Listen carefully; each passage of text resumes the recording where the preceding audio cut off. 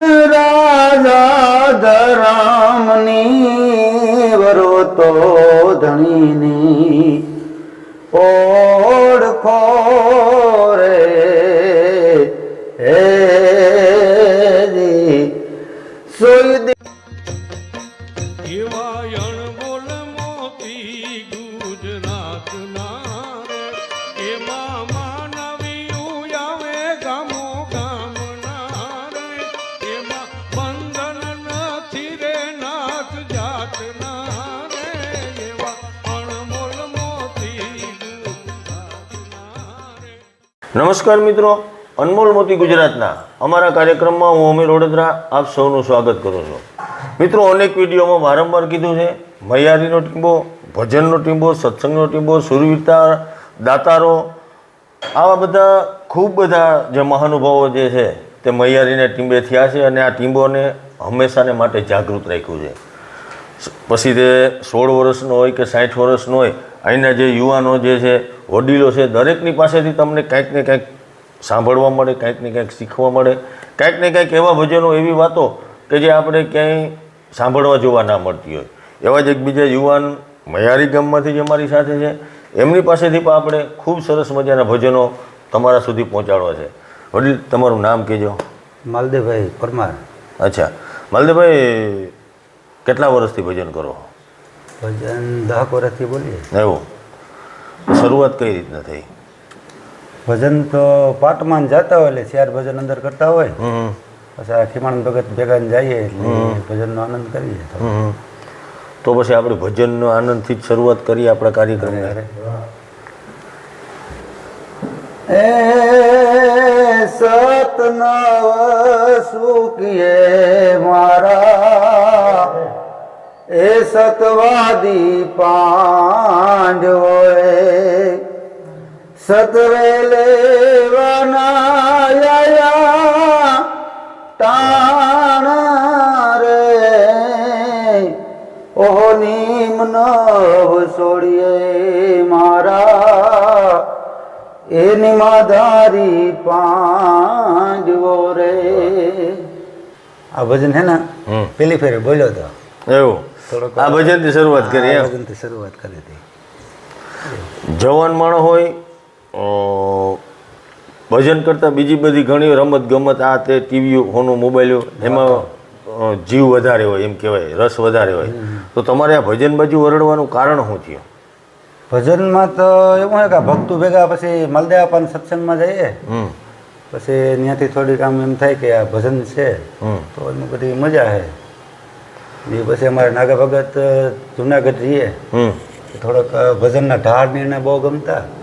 તેમ થતું કે થોડુંક ભજન બોલીએ તો પછી એના ઢાળ ઉપરથી એક ભજન, એ ઢાળ ઉપરથી ઘણા ભજન બોલીએ. તો એક ભજન તમને બોલું.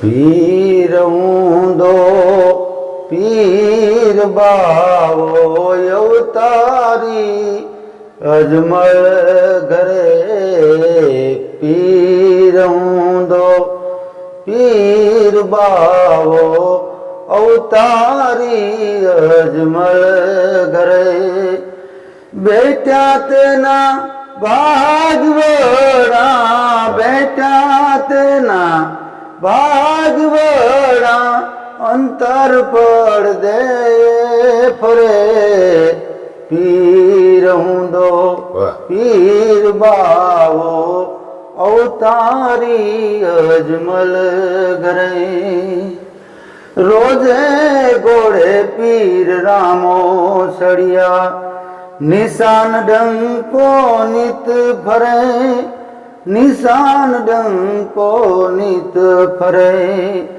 સોપટીમાં હાજર બાવો સોપટીમાં હાજર બાવો સંકટ હરિજન નારે પીર ઊંધો પીર બાવો અવતારી અજમલ ઘરે. આ ભજન નાગા બાપાના ઓલામાં ઢાળ ઉપર ઘણા ભજન બોલે. પછી ઘણા બધા વડીલોને તમે સાંભળતા એ ઘણા બધા વડીલોને, તો એમાંથી સૌથી વધારે તમને સાંભળવાની મજા આવતી એવા કલાકારો? અમારે નાગા ભગત જુનાગઢ. એમ? તમારે ખીમાણંદ બાપાને હારે ભજન મજા આવે? તો ભગત તમે નાનપણથી જે છે રામદેવ પીરને એવું ખરું? હા હા. અટાણાના કલાકારોમાં કોઈ સારો તમને ગમતો એવો કલાકાર? અટાણે ભજન તો બધાય સારા જ બોલે અમીરભાઈ. તો એમાંથી કોઈ ગીત ભજન એવું નથી, ભજન જ કોઈ કીર્તન તમને સારું ગમતું હોય એવું કોઈ હોય તો એ પણ તમે? ના ના, એ તો અમે થોડુંક પ્રાચીન ભજન નો હે ને, બિલકુલ મહોર વધારે એટલે બિલકુલ પ્રાચીન ભજન ની વાત સમજાવે. ચોક્કસ. કાંટાનો ભરેલો માર્ગ, કાંટાનો ભરેલો રે, વાહ. ભક્તિનો માર્ગ વીરા, કાંટાનો ભરેલો. મોર દસ રાજા પાસે મહારાજ આવે માગ્યો વાલીડા. મોર દસ રાજા પાસે મહારાજ આવે માગ્યો વાલીડા. વેરી નાખી કાયા તોય જરા ના ડરેલો રે, ભક્તિનો માર્ગ વીરા, કાંટાનો ભરેલો. કાંટાનો ભરેલો માર્ગ, આ કાંટાનો ભરેલો રે, ભક્તિનો માર્ગ વીરા, કાંટાનો ભરેલો. માલદેવભાઈ, જ્યારથી આપણી કાર્યક્રમ ચાલુ થયો હોય તમારા ડોકમાં કંઠી જોવો, એ કંઠી કહેવાની છે લીરબાઈ મને હે કોઠડી. લીરબાઈ માતાજી, તમે ન્યાના સેવક છો બરાબર ને? તો પછી માતાજીને યાદ કરું, તમને કોઈ ગમતું એમનો ભજન હોય સંભળાવીએ આપણે દર્શકોને બધાને.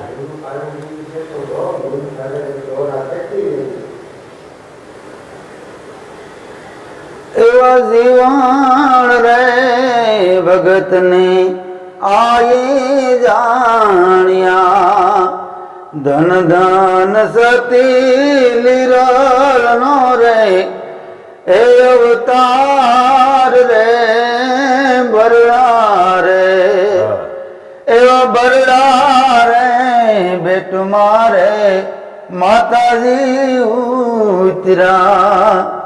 ધન ધન લીરલ માનો એ અવતાર રે, જીવન રે એવા જીવન રે ભગતની આયે જાણ્યા, એવા જીવન રે ભગતની આયે જાણ્યા.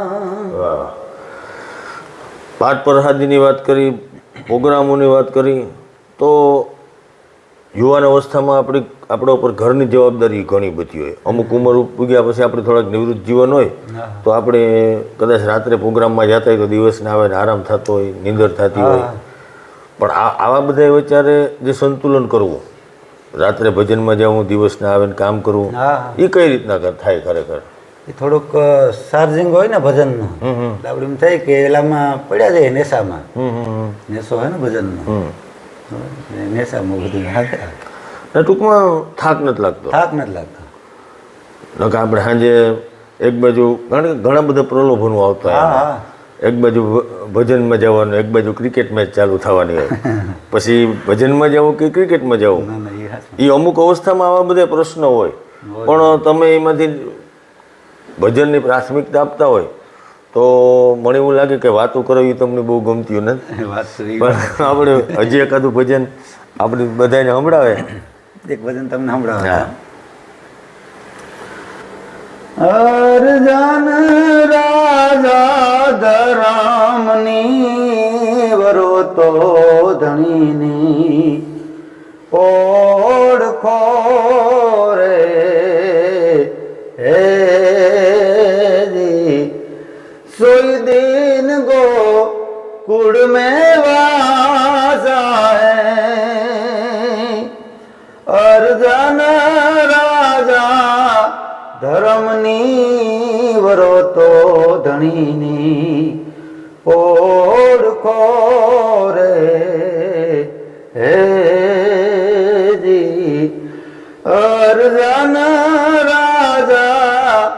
કેળી રે કાટાનો તા સંગ કર્યો રે હે જી કાંટો કેળની એ જ ખાવે રે અરજાના રાજા નુગર્યા રે માણસની રે પ્રમોદ તારે હે જી પતયેમાં પોતાની એ જ જાવે રે અરજાના રાજા ધર્મની વરો તો ધણીની ઓળખો રે હે જી સૌથી પહેલાં તો માલદેવભાઈ મૈયારીનો ટીંબો હજી સુરક્ષિત